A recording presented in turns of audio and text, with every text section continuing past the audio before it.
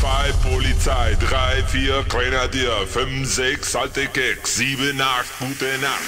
Привет из 90-х. Из того прекрасного времени, когда СССР уже развалили, а ничего нового не придумали. Когда Горбачева уже не было, а Ельцина еще не было.